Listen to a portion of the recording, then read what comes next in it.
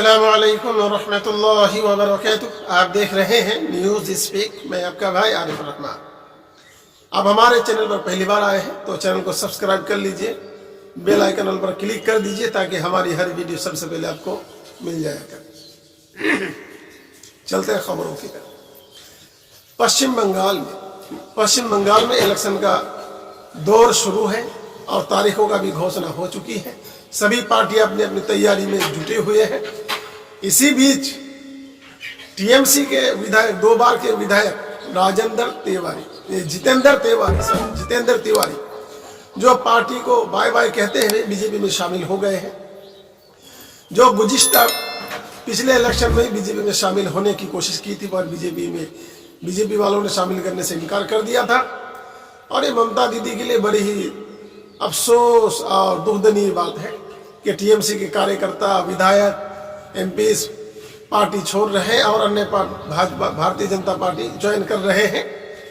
और ये अन्य पार्टी के लिए भी अफसोस है कि उनके लोग भी जो है ऐसे ही अन्य पार्टियां ज्वाइन कर रहे हैं।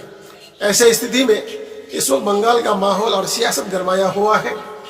ऐसे में काफ़ी लोग जो पार्टी से काफ़ी दिनों से जुड़े हुए हैं, पार्टी के थ्रू उन्होंने बहुत अच्छा काम भी किया होगा, कारकर्दगी भी अच्छी करके रखी होगी और आवाम की पकड़ भी अच्छी होगी। मगर अफसोस की बात यह है कि अब इलेक्शन के तारीखों का ऐलान हो चुका है और टिकट के बंटवारे का ऐलान अभी बाकी है पार्टियों की तरफ से। ऐसी स्थिति में लोग टीएमसी छोड़कर भारतीय जनता पार्टी ज्वाइन कर रहे हैं, जो बहुत ही दीदी के लिए बहुत बड़ा झटका है और अभिषेक बनर्जी के लिए बहुत बड़ा झटका है। इस वक्त बंगाल में जो इलेक्शन का सिलसिला चल रहा है, जो 2 दिहाई पिछले गुज़िश्ता इलेक्शनों में जो दीदी के बहुत बड़े सपोर्टर और दीदी को उनके जरिए मुस्लिम वोटों की जो कामयाबी मिलती थी, सपोर्ट मिलता था, वो इस वक्त दीदी के लिए बड़े सिर दर्द के बाइस बन गए हैं। हुआ यूं है कि गुज़िश्ता इलेक्शनों में मुसलमानों की बहुत ज्यादा तादाद में पकड़ रखने वाले, बहुत ज्यादा मुसलमानों को अपनी पहुंच तक रखने वाले लोग, वो ये है कि हुगली के फुरफुरा शरीफ के पीर सैयद अब्बास सिद्दीकी जो दीदी को सपोर्ट करते थे और उनकी वजह से बहुत ही ज्यादा वोटों की दीदी को सपोर्ट मिलता था। इलेक्शन से कुछ दिन पहले ही उन्होंने दीदी से नाराज होकर अपनी नई पार्टी बना ली, इंडियन सेकुलर फ्रंट, और जिससे दीदी को बहुत बड़ा झटका लगा है। और जहां पर मेरी सोच में आ रहा है, मेरे सोच समझ में, तो ममता दीदी को चाहिए था कि टीएमसी को, Indian secular front, CPM, Congress और मीम भी बढ़ रहा है, तो चारों पार्टियों को एक साथ गठबंधन में करके बीजेपी का मुकाबला करना चाहिए था। अब बीजेपी को रोकने के लिए इससे अच्छा मुस्बित कदम नहीं हो सकता। और ये सभी पार्टियां, जब बड़ी पार्टियां एक साथ आ जाती, भले ही इंडियन सेकुलर फ्रंट नई पार्टी है मगर इनकी पकड़, इसके नेता जो है बड़े मजबूत है और जो एक बड़ी पार्टी के तरह उभर कर आए हैं। जैसे कि आम आदमी पार्टी दिल्ली में नए आते ही पूरे दिल्ली में कब्जा कर जीत हासिल कर कब्जाई थी, तो ऐसा ही इनका भी माना जा रहा है कमोबेश। ऐसी स्थिति में दीदी को चाहिए था समझदारी के साथ, अकलमंदी के साथ सभी पार्टियों को गठबंधन कर बीजेपी का मुकाबला करना चाहिए था।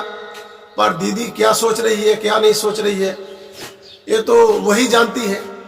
और इन पार्टियों को बहुत बड़ा मौका मिल गया, ये त्रिशक्ति के तौर पर महाजोट हो गया, इंडियन सेकुलर फ्रंट, कांग्रेस और लेफ्ट सीपीएम।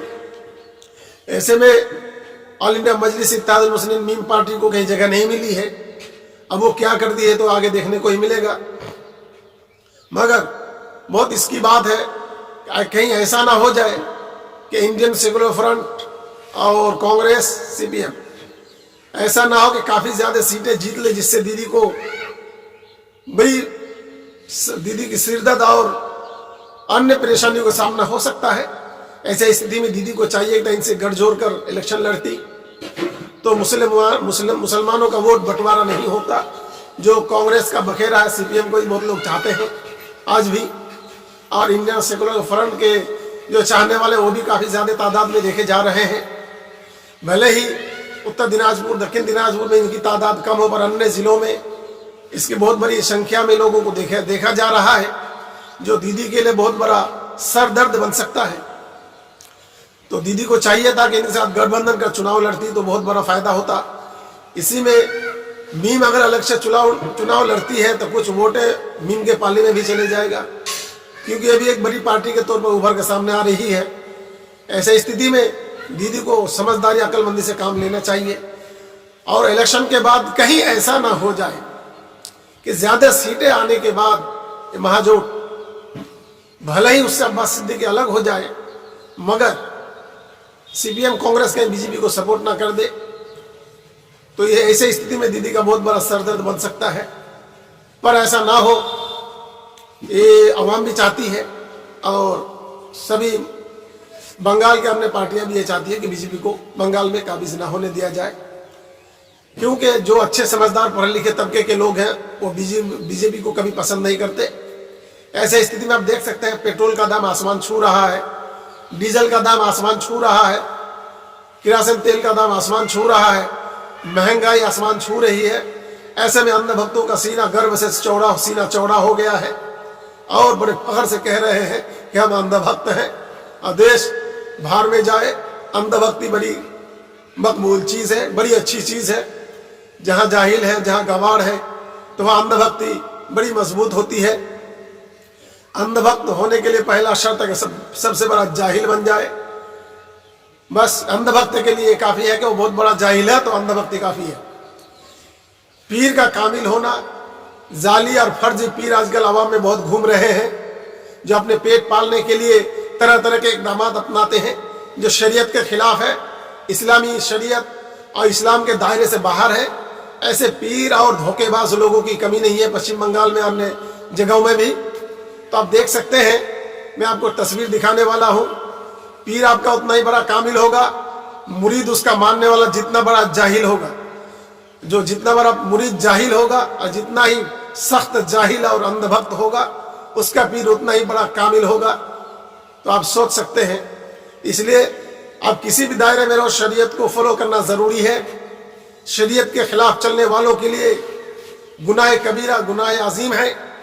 जैसे कि उदाहरण के तौर पर आप देख लीजिए, दाढ़ी रख लेने से कोई मुसलमान नहीं हो जाता, मुसलमान का ढिंडोरा पीटने से कोई मुसलमान नहीं हो जाता, और कलमा पढ़ लेने से सिर्फ मुसलमान नहीं हो जाता, मुसलमान के घर में पैदा होने से कोई मुसलमान नहीं हो जाता। उसके लिए शर्त है कि कलमा को पढ़े और उसको अमल में लाए और उसको दिल और जबान से इकरार करे, दिल से माने, और कलमा पढ़ने के बाद वो शरीयत के हुदूद के अंदर आ जाता है। फिर उसको शरीयत को फॉलो करके चलना ही मुसलमान का काम है। तो ऐसे फर्जी मुसलमान जो साबित करते हैं, ढिंडोरा पीटते हैं, अपने फर्जी मुसलमान होने के सबूत ना दे, शरीयत को फॉलो करे। शरीयत फॉलो करोगे तो आपकी जिंदगी में भी दीन का जगमगाता हुआ सितारा आएगा, जिंदगी में तब्दीली आएगी और हक पर आप कायम रहेंगे। खुदा और उसके रसूल की मोहब्बत नसीब होगा। आप हमारे साथ ऐसे जुड़े रहें ताज़ा अपडेट के साथ। फिर मिलेंगे किसी तमतमाती खबरों के साथ। अस्सलामु अलैकुम व रहमतुल्लाहि व बरकातुहू।